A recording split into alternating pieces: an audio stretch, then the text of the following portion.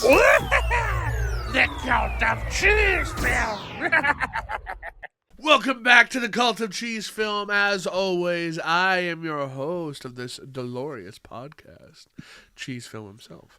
Joined with me today is a creature from another world, something we found deep in the woods, and something that might change your life forever. I'm, of course, talking about the one and only Hecubus. That's right. I'm extra-terrestrial. He is, yeah. Not just plain old terrestrial, extra. Now, you might be wondering why it is these two people are talking so much about an extraterrestrial. And that is because we're talking about the Extra-Terrestrial. Steven Spielberg's 1982 breakout classic. It's his first Smash film. hit. Well, It's not a breakout, movie at but all. it was a big hit. It was a huge hit. And I guess I didn't really realize how big this was until the rewatch that I did, because I didn't just rewatch the movie. I didn't plan on rewatching the movie at all because I've seen E.T. so many times. I was like, I gotta rewatch it. It's been too long. Well, yeah, so I had to. But yeah, I've seen it plenty of times. And for the most part, exactly what I thought when I first seen this movie is exactly how I felt when I seen the movie this time. What was but that? I was just completely sucked into it. I had to watch the whole thing, even though I was going to skip around and absolutely. Just this watch movie the is good parts. so freaking good, so good. Uh, I could not believe how good it was. I was watching it again. I was like, "Yeah, E.T.'s a good movie. I'll just watch it. What the hell? I haven't seen it in a while. I have details and whatnot, and oh my god, yeah, totally sucked in. If you think you're just gonna, I'll put this on and vacuum the floor or whatever, you're not gonna. You're just gonna sit down and watch it. Starring the titular E.T., who is a puppet, a very real, very animatronic puppet. Right. That had a puppeteer inside, who I believe... Well, there's a guy in some kid. of it. I think it was Billy Bartley, maybe. Was it? Or, what's his name? I don't think it was, no, it wasn't Wicket, the Ewok guy, because that was a kid. Warwick Davis. Yeah, Warwick Davis. But I think it was Billy Barty, that when he's walking and stuff. Yeah. But, and they got some French guy, I think, to be the puppeteer. On the kind of bonus features, because I've got this two different ways. I've got the limited anniversary steelbook, which I think this is kind of the best looking artwork for this stuff, with the finger. Yeah, like it's the, both iconic images. Is it David touching God's finger, or is it Adam? You know what I'm Oh, talking it's about? the birth of Adam. Yeah. And then on the back you've got this part, Yeah, that's which I could've iconic, taken too. or leave. But I believe this is the 20th anniversary of this movie. Which, Is that the one with the walkie-talkies? Yeah. So this will have that on it. Yeah. But more importantly, what it'll have on it is a digitally enhanced extraterrestrial. Yeah, and that was okay. The puppet was, I think the one I watched was just like Was the puppet. it had to be something that was rehands anyway. But when they first came out, they looked real. Yeah. Everything about E.T. is real. His, the irises, they put a lot of work. It was an expensive puppet. Yeah. But it's thoroughly convincing, especially back in 1982. And then when they did that digital stuff, because we had that when it first came out back in the day with the walkie-talkies, it does look good. It looks great. I don't know if it needed it necessarily, but they did a good job with that. It doesn't look fake. So this is just on Google. I searched E.T. puppet. I want to show, this is like the interfacing. You can see Articulation. That was the what articulated irises Yeah. in here with these eyeballs. You can see the eyelids around the eyes.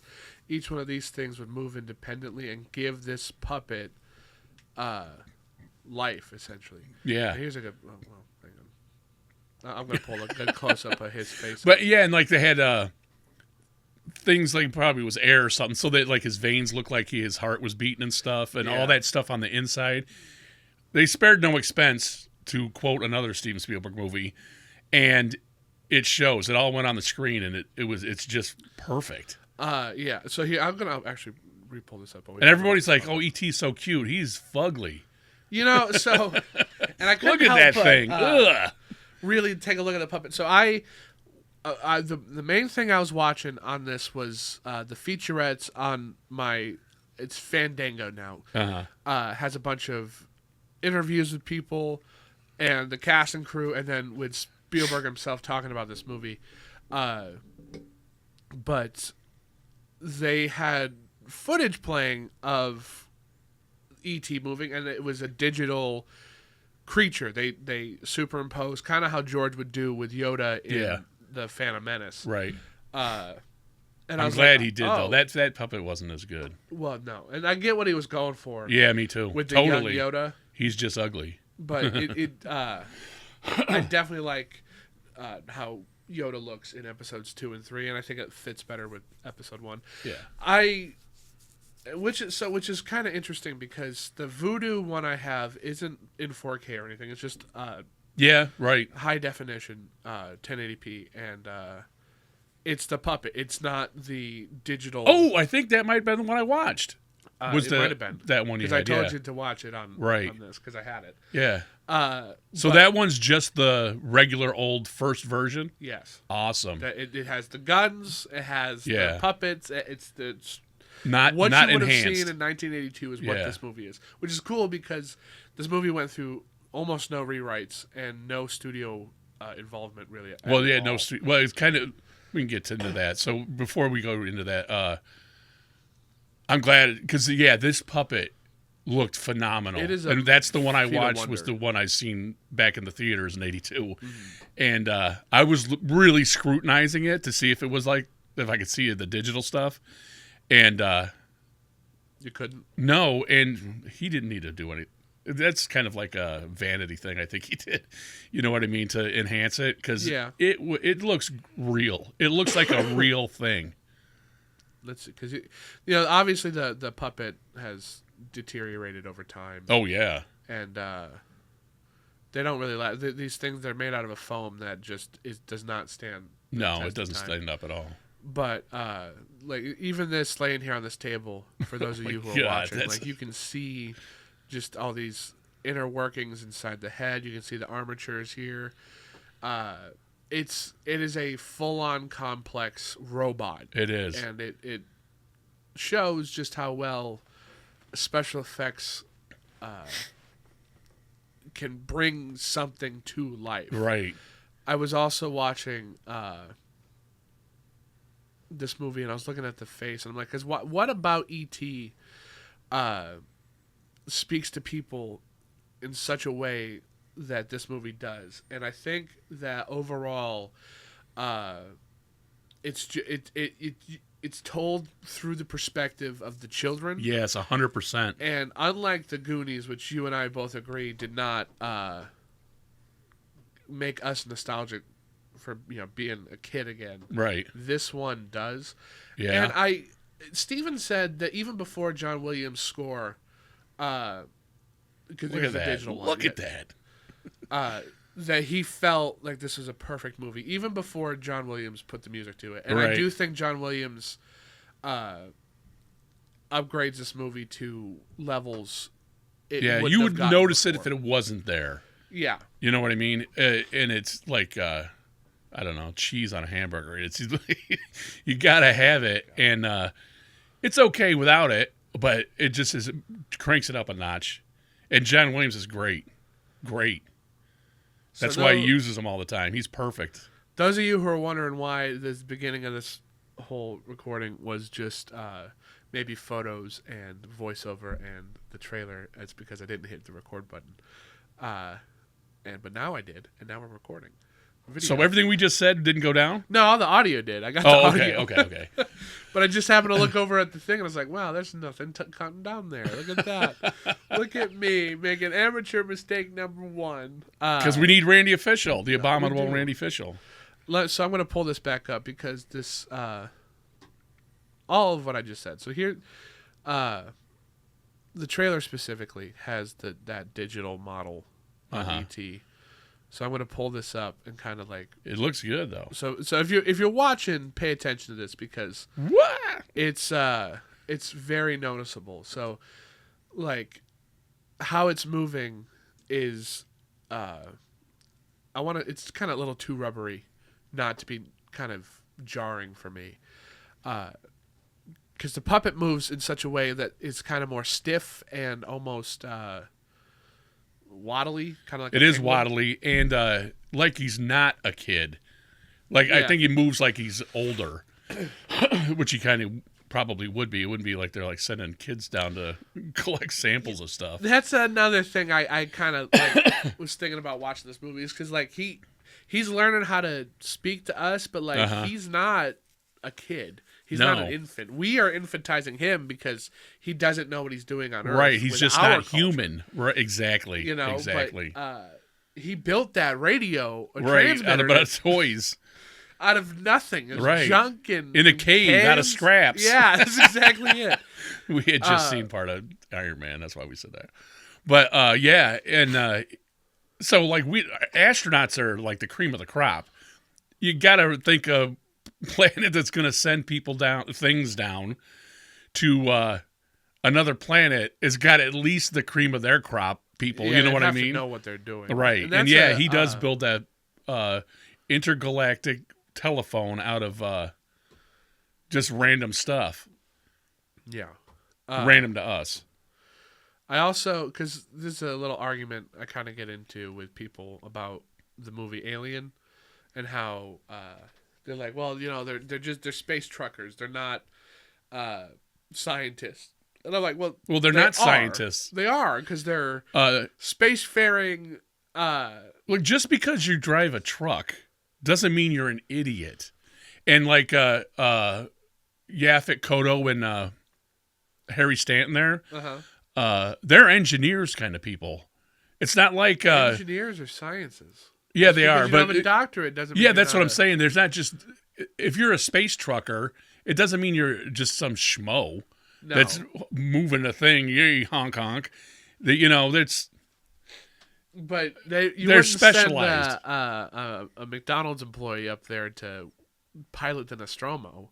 You'd have to know what you're doing, and you'd have to have gone to school for that, and you'd have to have. Yeah, exactly. And even like whatever, because Weyland Coyote or Yutani isn't the nicest company in the world. No, they're evil. But on the ship, if you notice, because you said McDonald's employees, their ice cream machine doesn't work. Oh, I'm just kidding. So let's go through the cast on this because there are some pretty big names who would turn out from this movie. At least one. Do you have the cast list on you? Sure. Right there is Henry Thomas. Elliot. He plays Elliot, and I think this was his first role. It's definitely Drew Barrymore's first role. So then we got Dee Wallace. She should be next. And Mom. Yeah. She plays the mom. I think she was in The Howling before this or something. But oh man, there was something about her too. I can't remember. Anyway, she does a great job as the mom of a divorced mom. That's another thing too about this movie is that guy's name is Robert McNaughton. There wasn't like Drew Barrymore would go into it, but divorced people weren't really portrayed in movies, especially not in any kind of real way. So this having a family where the dad left was kind of a big deal at the time. And that's the thing about, like, you don't really need it. Anything about the her situation and how the kids are with their absent father and stuff. But it does bring a lot to the story, the whole movie. Because it's really about the kid finds a E.T., the government's looking for him, and then E.T. wants to go. You keep calling him E.T. because they call him E.T., but, he probably has a name if they do that. Anyway, whatever. Yeah, Gazorb. Yeah, Gazorb is trying to get home or back to his people. That's the whole thing. You don't need to have any of that divorce stuff in there, but it just makes it so much better. Well, it adds and more human level to it. Yeah, it does. It really does. Because other E.T. copies, They don't go that far, No. like Mac and Me or whatever. There was a whole bunch of spin-off or and knockoffs. like a nice alien help out with the kids and all that junk. Because this isn't a kids movie. It stars kids as the primary thing, and is about them. But it's not for kids. It's for everybody. Right. It's a family film. Right. And see, that's something that I do genuinely believe Steven Spielberg really excels at. Yeah, he does. Making movies that you have seen as a child, but aren't necessarily children's movies. Right. Because, I mean, other than, like, Schindler's List. Or Jaws. Well, even Jaws, I mean, I would say is kind of a kid-friendly horror movie. Like, when I was a kid, I was bored out of my mind by it. I did not like Jaws. And I've come to appreciate it. Right, yeah. But, like, Jurassic Park isn't really a kid's movie. Right. But kids absolutely eat up and love Jurassic Park. Yeah, because of the dinosaurs and stuff. But there's another thing. Like Jaws, a kid gets eaten. Yeah, right in the beginning. In Jurassic Park, those kids are in real danger of being eaten. Do you want to go back to the cast real quick? Because we didn't finish that. Because Drew Barrymore was next. She ends up being a huge deal. Yeah, and after this, she was in a movie called Irreconcilable Differences, where she sues her parents who are getting a divorce. Oh, really? Yeah, it's pretty cool. Then you got Peter Coyote. You don't have a picture of him, though. He plays Keys. I don't? No. Huh. You have the kids and the mom, E.T. in the poster. Okay. But I'll pull up a picture of him. Yeah, and he's the best narrator of documentaries, man. I swear to God. He's in a lot of them, too. Him and Morgan Freeman knock it out of the park. Yeah, that's him in E.T. So, right there, that one. Excuse me. I'm sure you noticed that the only people we see basically in full body shots are the kids. Are kids and the mom. Because, she's kind of a kid at heart, too. But that was intentional. And it isn't until we see his face that we see any adult. Yeah, and that's like when they're coming in and stuff. Like the teacher, who was supposed to be Harrison Ford. You only see the back of him, and like from Elliot's point of view, level, and that's really cool. And I think just to even consider that is one of the things that makes Steven Spielberg so freaking genius. I agree. He is a genius. And it kind of takes me back to watching like old Tom and Jerry cartoons, right? Because everything's way down on the floor. Yeah, it's at their perspective. Yeah. So like their eye line isn't going to be what our eye line is. Right. And it's these little details that this movie does that elevate it to being such a timeless classic. Because they could have very easily done anything with this. It could have just been, They did do it eventually with like all those spin-off things I was saying. Yeah, like any one of them is not shot this way. It's not shot with this kind of mentality.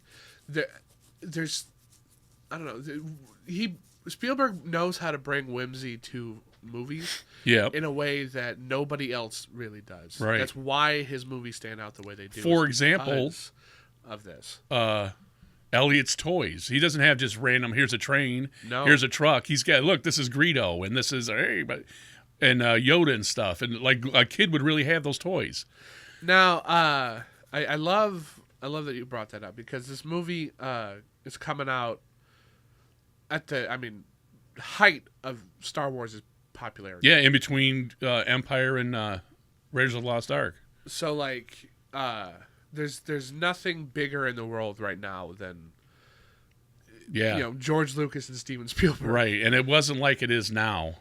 No. Like where everything goes. They had James Bond movies were coming out, and this is where they kind of get shaky in the early 80s, but it's not like it is now with everything's an IP and everything's got to be a universe of things and all that. It was just Star Wars.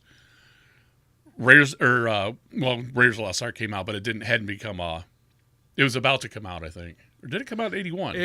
Raiders has already come out. Yeah, Raiders came out, but Temple of Doom hadn't come out, and it wasn't a thing. What's her name? Marion. The lady who played Marion. Karen Allen. She helped write this movie. Karen Allen did? Yeah. Huh. She, when they were filming, when he was filming Raiders, Yeah. he, back in 76 is when I think they were still filming it. It wouldn't be 76. It was probably like 79. Or maybe it was 79. Spielberg, when he was talking about it, he was talking about how he asked her to look over his draft.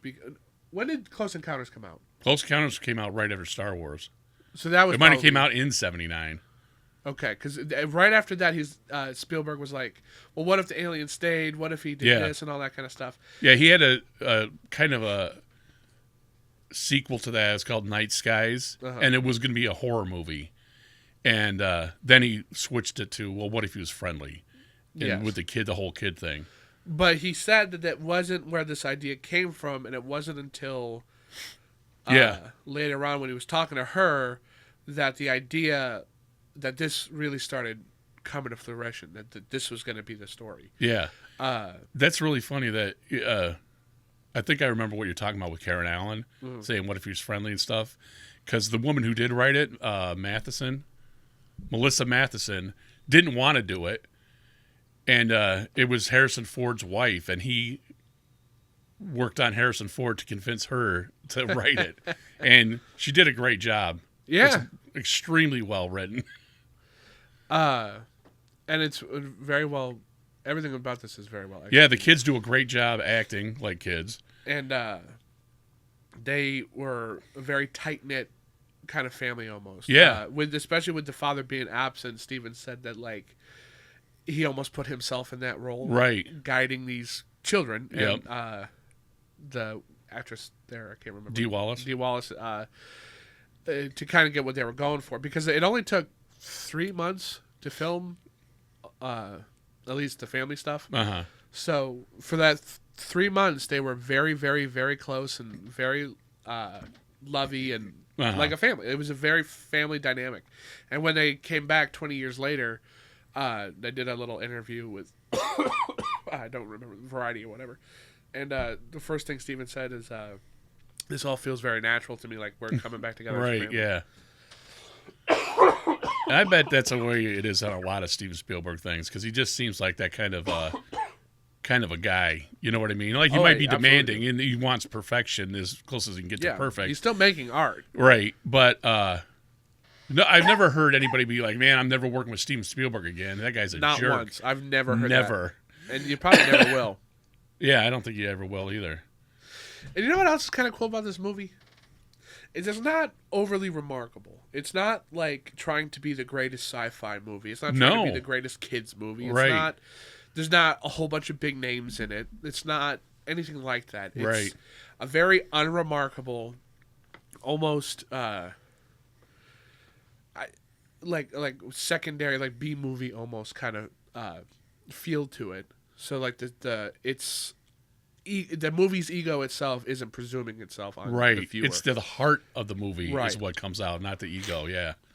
Which is, I mean, like it sounds like I'm putting this movie down, but it's a compliment. No, yeah, because Star Wars was kind of the same way. Like Star Wars is more of a spectacle. Yeah, it has the heart there, but it is more of a spectacle than E.T. is. But then when Empire came out, like it's a sequel. It's like, hey, this is who we are. You've already seen one of the greatest movies of all time. Here's a sequel, and it's going to be what it's going to be. Yeah. But with this, it's not a sequel to anything. It's not even kind of related to like Close Encounters or anything that Steven had done before. So having it just be something, and he even said, like, when he was making this movie, it felt like he was making a Disney movie in the time of the 80s. Yeah, right, which exactly. Was a live-action Disney movie. Yeah, something that they were not making money. They were they weren't making live-action stuff. Of everything. Like Disney in the 80s was in trouble. Yeah, what am I thinking? The word I'm thinking of, it's like it's box office plague. It's not going to do well. Yeah, the Walt Disney Company. So when Steven's making something that he himself feels like is not going to be anything other than just something that's forgotten to time. Right. To show it, he showed it to a I think Kathleen Kennedy was one of them, but a couple of producers with a full audience. They had a whole full audience there. And he's like, all right, well, this is what we're doing. This is how the movie's going to go. And everybody fell in love with it. Yeah. From the producers to the audience members fell in love with this movie. Yeah. And then the world did. And, oh my God, I didn't even know It was this. the biggest movie. It took over from Star Wars as the biggest money-making movie of all time. And then I think it was that until like Jurassic Park or something for years after that. Or isn't that wild? Infinity War. So, yeah. Because or Titanic. It might have been Titanic. Yeah, probably maybe I did Titanic. Because Titanic held that for up until Infinity War, I believe. Well, then, it was a Titanic that did it. Because I had the, I guess, privilege of growing up in a world post E.T. So a lot of the stuff that I had been seeing was either inspired by or created afterwards. So E.T. to me was never a huge deal. It was right. It was on VHS. It's on DVD. It's on Blu-ray. It's E.T. It's not Star Wars and it's not Jurassic Park. Well, but seeing, I want to see if I can actually pull this up, because when the first featurette was a whole bunch of people talking about this movie and how it got them into it, and how they got to see it opening night. Yeah. Lines wrapped around the block. Yeah. Just to get in to see this movie. The collector's cards and the lunch boxes. Like, I'm gonna pull up some of this merchandise. All right. Yeah, go ahead, because I got a story for that too. Because I never knew any of that. That was not something. It was living at that time was it was E.T. everything. Yeah. Like everything had an E.T. with it. And I think everybody didn't like action figures. Kenner didn't make enough. There was a whole debacle with that. Then they want to get M&Ms to put down instead of Reese's Pieces when he lures them out of the thing. And M&M's like, no, we're not going to have our product associated with this thing. And the Reese's Pieces went through the roof. It was the biggest mistake. Yeah. So when this movie came out, we were on vacation in New York State, because I lived in Washington State. And it was kind of like a family reunion kind of thing on my dad's side. And my aunt was like, oh, my God, you haven't seen that? It's great. You're going to bawl your eyes out. And so everybody went to go see it. And everybody loved it, but nobody else was crying. And she was like, you're the most heartless people I've ever met, because we weren't crying over E.T. But everybody loved it. Yeah, that Reese's Pieces was a huge mistake on M&M's part. And everybody tries not to do that now. You know what I mean? Right. And Steven Spielberg wasn't Steven Spielberg yet either. Which I find to be so funny, because Jaws was a massive, it was the first blockbuster. Yeah. Close Encounters was pretty big too. Close Encounters was big. And then Raiders was enormous. Right here or right after this. I don't remember when Raiders came out. It came out in, I think, 1981. I think Raiders of the Lost Ark came out the year before this one. You know what I mean? How they make them and put them out like that. And yeah, that was huge too. Raiders of the Lost Ark was a juggernaut. And, I mean, stayed a juggernaut for a very long time. It's a cultural thing. Oh, it's not going to let me pull this up. I hate when they don't let me do that. Anyway, because like J.J. Abrams was talking about this on the documentary I was watching. Yeah, I saw Super 8 or 8mm. Super inspired 8. by this. Yeah, it's 100% love letter to Steven Spielberg. Didn't Steven Spielberg produce that movie too? Maybe. I don't think so. But yeah, trading cards. Did you put them up there? I was going to, but that image is that was you couldn't tell anything. Well, go ahead and put it up anyway. Well, hang on, I'm gonna find. Oh, there's one. There's a real one. Yeah. I had them trading cards, everything like toys, like candy dispensing toys, like Pez, all that stuff. Yeah. So he had. So one of the guys had, I believe it was this card here that he was showing off, and he's like, I have all of them. I couldn't find them at my parents' house, but I have the binder full of these trading cards. And I think because we had and still have probably Better, even down yeah. here. Well, I think a I whole got bunch of them. these Star Wars ones. Yeah, from back in the day. Yeah, and I didn't really realize how big of a deal. Well, you didn't really have anything else. That's another thing about growing up post these explosions is that like anything. If this movie was made today, there would be more than just like trading cards. Yeah. Trading cards probably wouldn't even be made because Well, yeah, nobody does trading cards really Yeah. anymore. It's a game. nobody even like the Pokemon stuff that people there's not like that's probably It's the only different. holdover. It's totally different than how that used to be. Although trading them is kind of the same. Like I got 2 Drew Barrymores. I'll trade you for a poster shot or whatever. an alarmed ET. Yeah, right. But like yeah, so they the whole thing with these was collecting and trading them, not Yeah. There's no game hoarding. involved. It's a scene from a movie, a little description at the bottom, and then on the back it'll say, what happened in that scene. In lunchboxes, everything, and that's the joke with Spaceballs. Spaceballs, but also Jurassic Park. How they go to the it's yeah. not even open yet, and they've got you All slap that that on a plastic merchandise. lunchbox, and you want to sell it.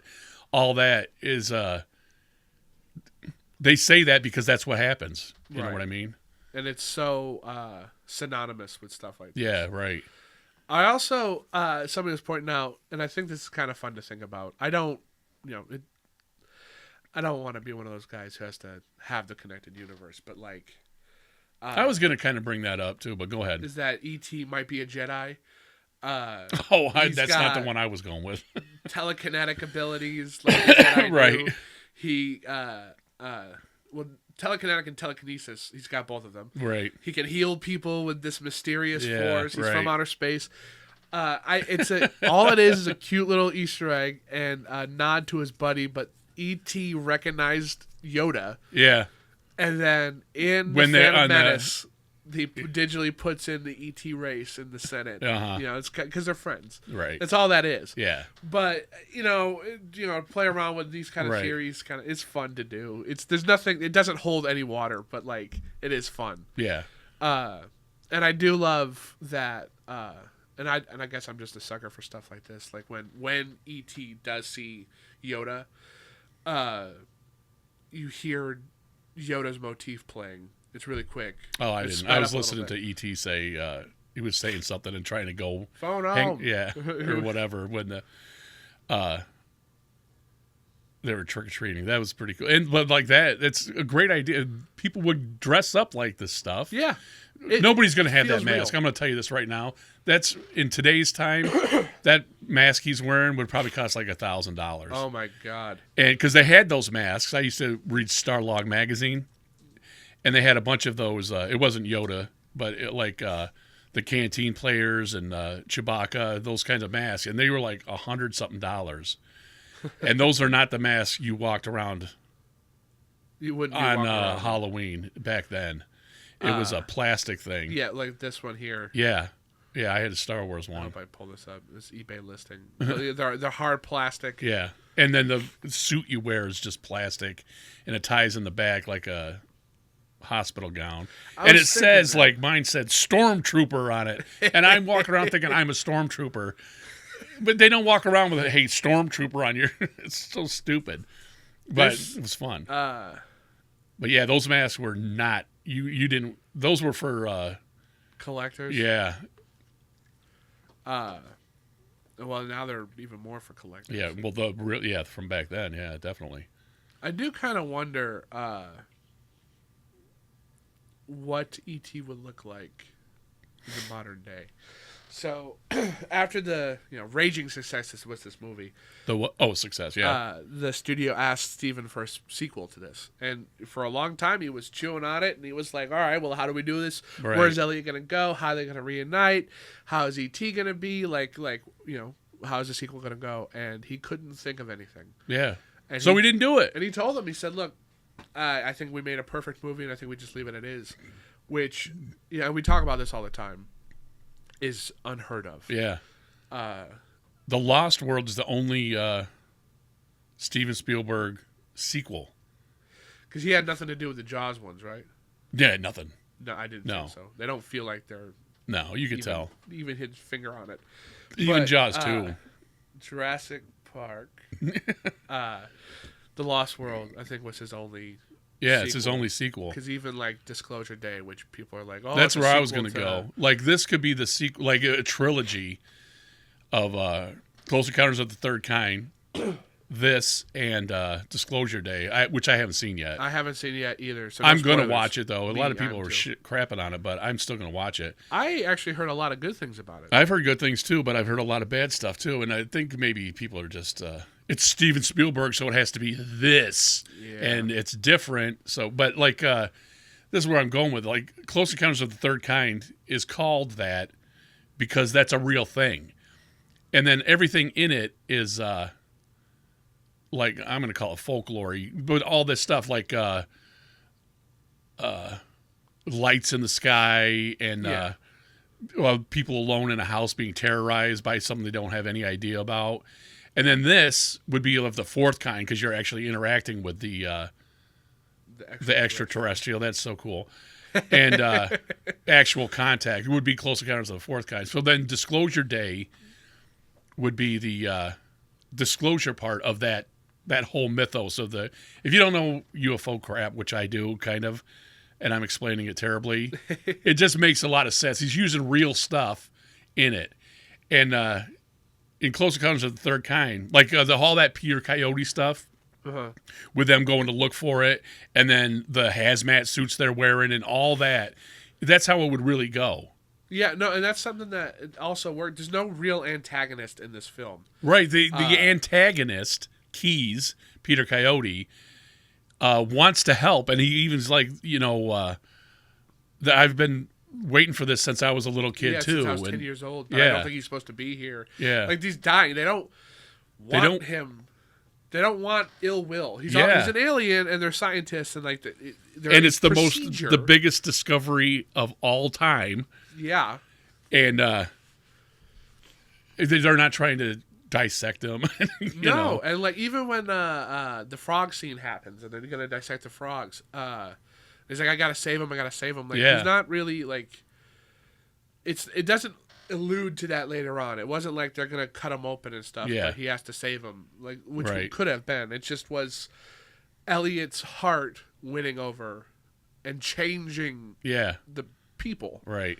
As opposed to like that's a great scene too. E.T.'s on the operating table and they got to rush to save him. But what I was getting at too is about Close Encounters. First of all, the main guy who's a UFO investigator is Francois Truffaut, who happens to be Steven Spielberg's hero. Oh, cool. Who he loves his stuff the most. And he's the Pink Panther. A guy. There used to be this program that the Air Force had called Operation Blue Book. And the scientific guy, J. Allen Hynek, is in the movie. Oh, that's like cool. He had retired from Project Blue Book and it was over, and he was on TV and stuff. But he's in the movie, and it's at the very end when they're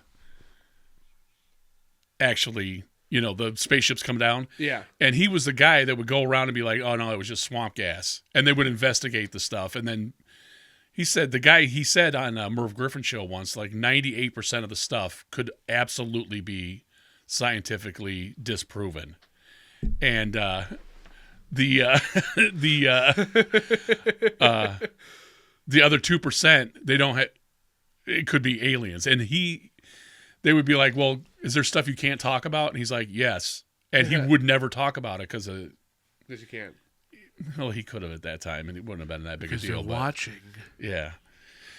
But I just think that's cool. And then, like, the E.T., all this stuff is real worldy. It's very, very grounded. It's spectacular. There's an extraterrestrial here, and that is spectacular, but it's all human and grounded, and that's what's so perfect about this movie. And those kids do such a good job at just not acting. The cinematography in this is also wildly good. Yeah, like that part you just had up there where the shadow of the finger. It's very cool. I almost thought that there was going to be a Mandela effect because he says E.T. home phone. Yeah, first. right. he doesn't say E.T. phone home until after the kids say it. Right. But he does say it. But maybe we should spread that. Maybe we should be like, ooh. Like he's going around the house exploring things and drinking beer. Yeah. But like watching, that's how he kind of learns English, is by watching kids' TV. Yeah. Yeah. He watches PBS. Yeah. Which I believe, I don't know.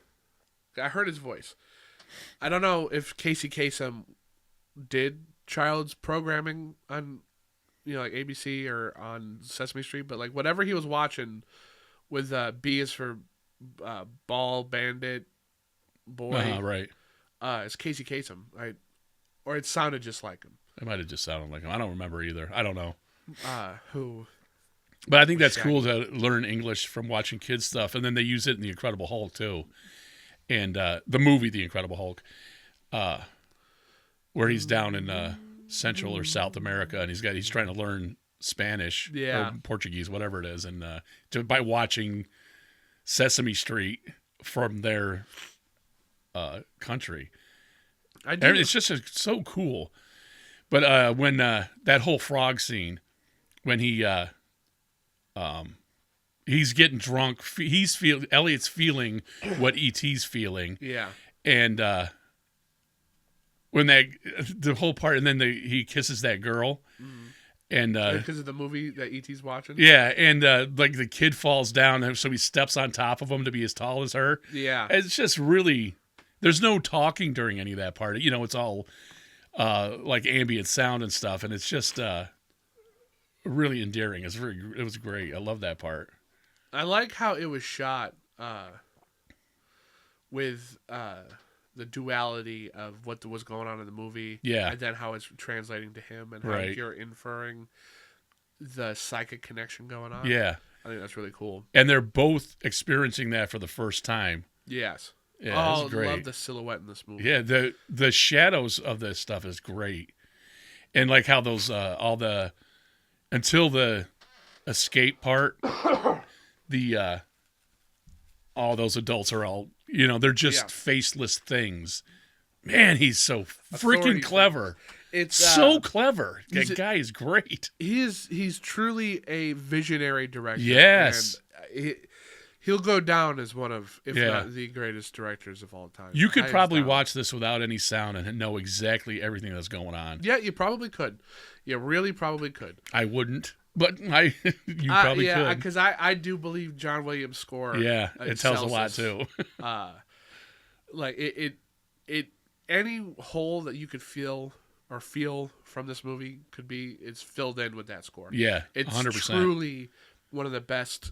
Yeah, their collaboration is very syncopatic and perfect. I love that they work together like this. Yeah, I me love too. that every time George or John make a movie, they got a go-to guy. They got their guy, which is even wilder that Steven knew John Williams prior to Star Wars, and recommended his buddy John to his buddy George. Right, and then after that, kaboom! It's like it's all history. Yeah, like they're making all these movies now, like how Rocky, Sylvester Stallone sold Rocky, and they're reshooting a lot of the parts for Rocky, shot for shot, which cool here and there. Yeah, that looks like a good movie. Yeah, it looks like it'd be fine. Like, we're gonna check it out. If you give a crap are interested about in that story, because it is a pretty telling story. Yeah, it is. And Sly fought tooth and nail to be in that movie. He wouldn't let it happen without it. And it's a great, great movie. It's one of, if not the first movie to use the steady cam going up those stairs. Like exactly. I think it was. But they need to make a movie about George, Stephen, and John Williams just kind of coming together to make what would become everybody's inspiration ever. Right. Hands down. For everything. Because like up until this point, like, things were awesome, things were cool, but like nothing was sensational as it had become. We just watched, me and your mother were watching disaster movies. We watched The Poseidon Adventure and The Towering Inferno. And I think John Williams did the score for one of those two movies. think he might have done Towering Inferno. I think it was too, and I was like, "Is this Elmer Bernstein?" And she's like, "What are you talking about?" I'm like, "That sounded like Elmer Bernstein's music." And then it was John Williams. I was like, "Oh, it's John Williams." Better. She's like, "Just shut up." I love that's something I love. That the more you watch movies, the more all that stuff, the more you can tell. Because when we did the Black Cauldron, I just kind of put it in and was watching it. I didn't pay attention to the credits or anything like that. Just go right in. And I was listening to the music, and I was like, "Damn, this sounds a lot like Ghostbusters, like a lot." And then I looked it up, and I was like, "Oh, well, there's a reason." Right. Like you can hear the personality that the you people, totally because if you care about what you're doing, it's gonna sound like you. Yes. So, like your favorite band. Like one time I was in a cab, and the guy was listening to something. I'm like, "Is that who was it? The blues guitarist? Is that Buddy Guy?" Yeah. And it was just a guitar playing. It's not like you could hear him singing or like that. But he's like, "Holy cow, yeah!" And he was all impressed. It's art is art, and Yeah. when you have a signature, people can start picking up on it without even knowing if you're in it or not. And it's cool that this, because like I truly believe you can take any frame from any Stanley Kubrick movie and put it in front of somebody, and they'll know it's Stanley Kubrick. Just how the cinematography looks. The composition of the shot is so unique to how he makes movies that you would be able to tell. Probably similar with Steven Spielberg too, because he also has a very specific style of imagery that he wants to have. And a lot of it is given away in things like the fog lights. You'll see headlights and stuff like that. Or flashlights. He started using flashlights a lot. They're in the mist, in the ambient air. And it's very him. Yeah. I got bad news for you, man. No, not anybody. You could, if you put a picture of a Stanley Kubrick frame in front of Randy Official, he ain't gonna know nothing. Well, that's for the special kind of nerds like us that are be like, "Oh yeah, is that Elmer Bernstein?" Most people can't do that. They're not going to care. And I know what you're talking about with the Stanley Kubrick thing. I have a picture in my head. It's almost like IMAX all the time. He's got a lot of depth of field. He does. In his shots. And nobody, if you said that, people are, "Go away from me. What are you talking about?" So those of you who are watching, I'm going to show you something. So here's a picture. Well, actually, I'll prep these pictures, because this is kind of what I'm talking about. Yeah, I knew what you were talking about as soon as you said Stanley Kubrick. Like there's very little that I think speaks volumes to. Oh, did you just put 2001 up there? I did. I've got a couple from. All right, go ahead, because I like these close-up ones. I don't think you get it so much. It's more like the movie. But if you put that Shining one up there, and you had one, it was Jack. Yeah, that one. That one's a good example. Okay, so this is the Shining. Look at the back of the frame, or the back wall there is in focus, and the beginning of that maze is in focus. Yes. That's what we're talking about with Stanley Kubrick stuff. You also had a 2001 up there when he's going Dave's in the tube. Yeah, that one. That's another good example. You can see that. Yeah. Everything is in focus that's in that photograph. And your subject is dead center. Yes. Almost like you're looking into the iris itself. Right. Yeah. But I brought up this other one from 2001 and this one from so this is 2001. This is Dave. Yep. And then this is A Clockwork Orange. These are just two close-ups on this guy's face. Yeah. Oh my god, I keep minimizing it. And they could have been close, they could have been anything, but like how they're framed along the same axis here. Your eye lines are the very same, your mouth lines are the very same. Mm-hmm. Other than the color, you're not getting an extreme close-up of the eyeball per se. You're getting a close-up of like everything. His reaction. You know what I mean? Like it's more than just. You know what's hilarious about those two pictures you got up there? What? One is he's about to kill the AI. Yeah. And the other one is the AI that's in control of everything. And the government that's in control of everything is about to ruin Malcolm McDowell there. Alexander DeLarge. Yeah. I also I didn't mean to, but this is... Slim Pickens, yeah. How Dr. Strangelove.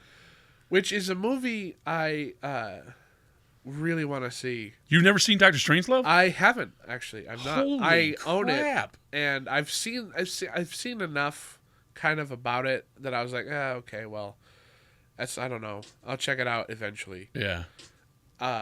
It's good. But I just recently found the Criterion of it, and I'm going to watch that. Uh-huh. And then I'm going to watch some of the special features on there. Because yeah, definitely. It's a Kubrick movie. It's a good one, too. People will talk about him. I'm kind of surprised. I just minimized myself. I don't think there's a Spielberg movie in the Criterion Collection, but I really think there should be, because the documentaries you can do on any one of his movies would be absolutely amazing. Yeah. Very interesting. What was the other thing I was just about to look up? Oh, I also, when I was watching this, they say that there was no inspiration from E.T. on WALL-E. That the inspiration came from looking out of binoculars on Shut up, man. Game.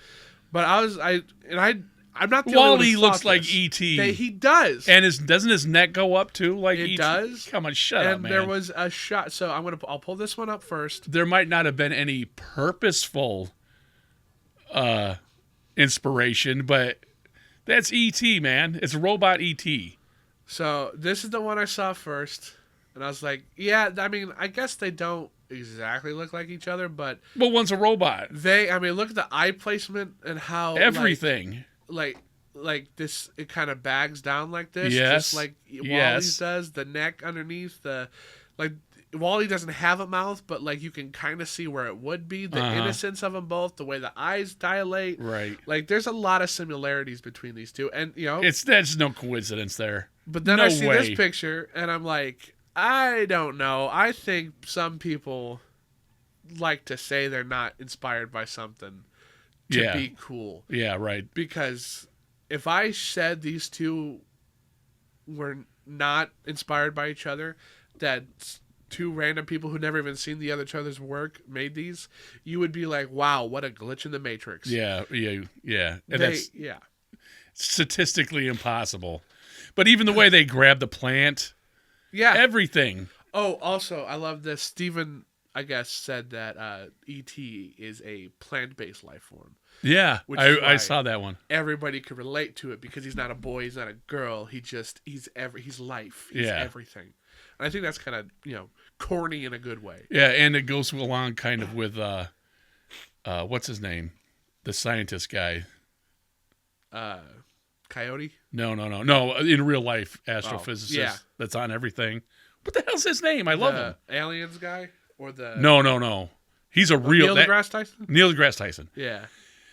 He had a video out on his thing about ranking aliens as to how realistic they might be. Uh-huh. And because this is our form, because we're evolved on Earth. Another thing wouldn't necessarily be like that. Right. It would be completely different. Yeah, and... completely different. Unrecognizable. Alien. Completely alien. Or this is the most effective way to do it, and just nature, in the cosmos, nature thinks this is the best way to go. Now, Mr. Neil, if you're listening out there... Oh, my God. If you're listening out there, Mr. Neil, I would love to have you on this show, because you used to talk real science in movies, and I guess people hated that. I love it. I adore it. I absolutely do. Listen, one of my favorite things to do with my friends is to pick we picked the Maltese Falcon, one of the greatest film noirs ever created, one of the greatest movies ever made. Showed it to them for the first time, and they didn't shut up. They were roasting the whole movie the entire time. I loved that. Yeah, that's it's fun. A completely new perspective on things. They're having fun. We're having fun together. like rip it apart. Tell me when he said the biggest problem with BB-8 on Jakku, I was like, oh yeah, he probably wouldn't get any traction because he's just spinning out. Right. No, he wouldn't be able to stop. It'd be like rolling on ice. And I was like, oh, okay, well that's even cooler. Like I love that stuff. Yeah, that stuff is cool. Well, let's talk movies. And you also have a very cool perspective. And I was thinking about this too. I believe it was him who said, and I'm not an astrophysicist, so if I'm way wrong, let me know. Where we are is closer to the start of the universe than where a lot of other planets are. Oh, yeah, right. So if there was an advanced civilization, we would be the advanced civilization that would go to another planet and build the pyramids. Like we would be the ones doing that, not somebody coming to us doing it. Because there's nothing, we are closer to the start of time than everything else is. So we would be the advanced race. So that's kind of cool to think about. Yeah, in a sense, yeah. But, yeah, people farther out from us, from the start of time, could come back to us, or we would be doing that to other people. But they can't do that. The point of origin on time travel is how far back you can go. You can't go back to a time where time travel didn't exist yet. Watch me. Also, I just hold my beer. Watched a movie called I, Robot. Have you seen I, Robot? Yeah, I like I, Robot. I, Robot's pretty good. That's kind of a noir film too. I just was thinking about that. Yeah, what's his name? Will Smith one is definitely a film noir one, because I guess it's not 100% like the story, but I like it. I like it a lot. I like the detectiveness of it and all that. That was another thing I was going to bring up. You can tell, like when we're talking about, you could take a frame of something and know who did it. Because, and you could really tell the difference of people's different flavors. Like Stanley Kubrick's last movie was going to be with a kid, and he's a robot. AI. AI, right. Ironic. Yeah, and so Stanley Kubrick had it all. He was ready to go, the script and everything. Then he died, and he was friends with Steven Spielberg, and like they would fax each other stuff in the middle of the night about like the movies and like the AI movie and specifically. Steven Spielberg would say, I give him ideas, and he would say, here's an idea. What do you think of this? Stanley Kubrick would. And then he died. So Steven Spielberg made that movie. It doesn't look anything like a Stanley Kubrick movie. No. It looks like a Steven Spielberg movie. Which is, just goes to show you how identifiable he is. Right, exactly. Even when doing somebody else's idea, it still looks like his. Like other people might be able to tell Michelangelo from a Leonardo. It's turtles to us, but we can tell that's a Stanley Kubrick thing. That's Elmer Bernstein. Yeah, that's what kind of. It's just what art you like. Exactly. So I'll wrap it up here because we're having difficulty with the recorder over here. It stopped recording, and I don't know how long ago it had happened. So welcome back. I don't know. How much video you missed, but when I edit this, I'll try to patch it through. The bottom line is E.T. is friggin' phenomenal, and do yourself a favor, watch it or rewatch it. Exactly, it is fantastic. It holds up. It still holds up today. Yeah. And even there's so much we haven't even talked about with this movie. Like, there's just a ton. The suburbia. Everything. Yeah, I don't know if they saw it, but you keep showing a piece. It was on the trailer. Where the little lone E.T. in front of the sprawling Los Angeles. Yeah.